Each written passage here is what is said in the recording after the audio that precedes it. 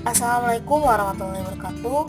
Halo semuanya, perkenalkan nama saya Reni Fajar Astuti dengan nomor NPM 2019-01530 dari jurusan Bimbingan Konseling Universitas Indah Prasta PIRI. Materi yang akan saya bahas adalah tentang kualifikasi dan kompetensi konselor sebagai tenaga pendidik.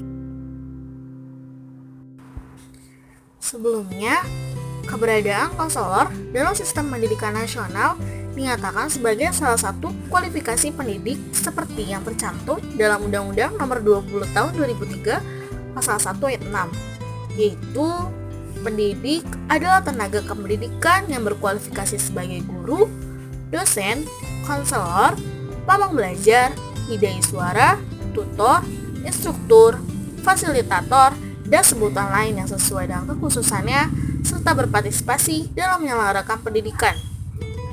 Nah, masing-masing kualifikasi pendidik termasuk konselor itu memiliki keunikan konteks tugas dan ekspektasi kinerja. Konteks tugas konselor berada dalam kawasan pelayanan yang bertujuan mengembangkan potensi dan memandirikan konseli dalam pengambilan keputusan dan pilihan untuk mewujudkan kehidupan yang produktif, sejahtera, dan peduli kemaslahatan umum.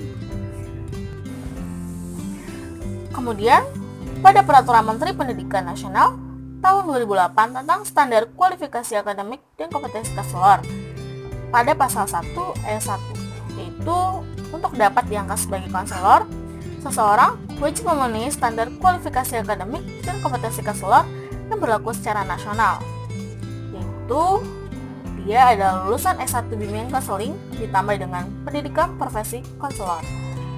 Ayat 2. Standar kualifikasi akademik dan kompetensi konselor sebagaimana dimaksud pada ayat 1 tercantum dalam lampiran peraturan menteri ini.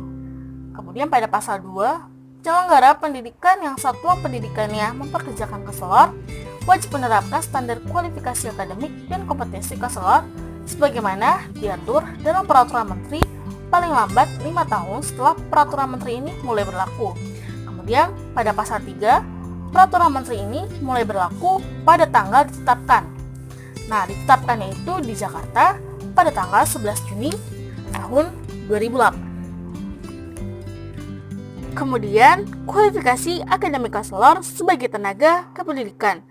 Konselor adalah tenaga pendidik profesional yang telah menyelesaikan pendidikan akademik strata 1 bimbingan dan konseling dalam pendidikan profesi konselor di perguruan tinggi yang terakreditasi.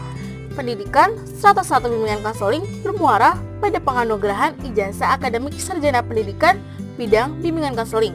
Kemudian, pendidikan profesi konselor yang tamatannya memperoleh sertifikat profesi bimbingan konseling dengan gelar profesi konselor yang dapat disingkat dengan KONS. Kemudian, ada kompetensi konselor sebagai tenaga kependidikan. Kompetensi sendiri dapat diartikan sebagai kemampuan yang dibutuhkan untuk melakukan atau untuk melaksanakan pekerjaan yang dilandasi oleh pengetahuan, keterampilan, dan sikap kerja. Yang A, ada kompetensi pedagogik. Kompetensi pedagogik adalah kemampuan pemahaman terhadap peserta didik, perancangan dan pelaksanaan pembelajaran, evaluasi hasil belajar, dan pengembangan peserta didik untuk mengaktualisasikan berbagai potensi yang dimilikinya. Nah, kompetensi intinya diantaranya adalah menguasai teori dan proses pendidikan, mengaplikasikan perkembangan fisiologis dan psikologis serta perilaku konseli, dan menguasai esensi pelayanan bimbingan dan konseling dalam jalur, jenis, dan jenjang satuan pendidikan. Kemudian yang B ada kompetensi kepribadian, yaitu kemampuan personal yang mencerminkan kepribadian yang mantap, stabil, dewasa, arif, berwibawa, dan berakhlak mulia yang dapat menjadikannya teladan bagi peserta didik. Di antaranya kompetensi intinya adalah beriman dan bertakwa kepada Tuhan Yang Maha Esa, menghargai dan menjunjung tinggi nilai-nilai kemanusiaan, individualitas, dan kebebasan memilih, menunjukkan integritas dan stabilitas kepribadian yang kuat, dan menampilkan kinerja berkualitas tinggi.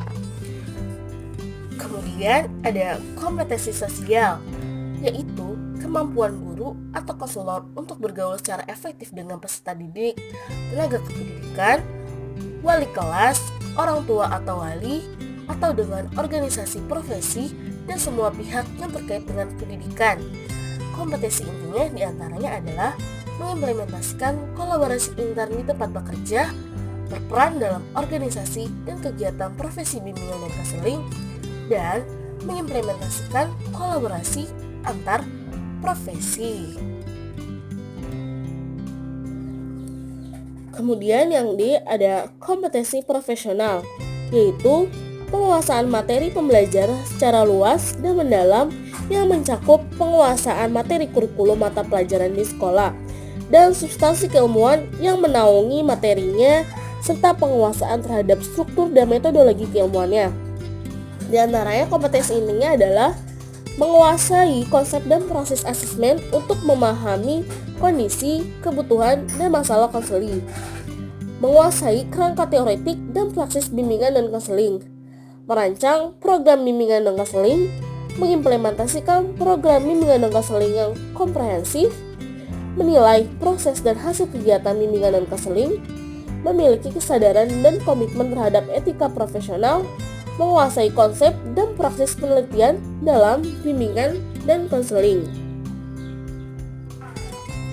Sekian materi tentang kualifikasi dan kompetensi konselor sebagai tenaga pendidik. Kurang lebihnya mohon maaf. Wassalamualaikum warahmatullahi wabarakatuh.